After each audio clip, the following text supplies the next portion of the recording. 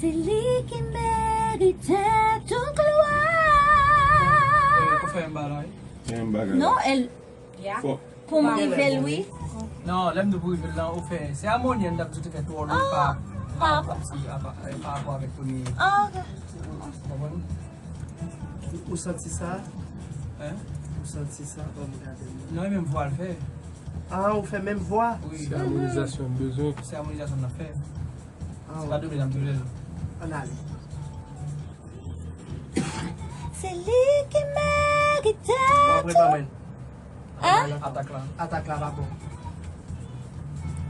Pas bon, mais d'accord.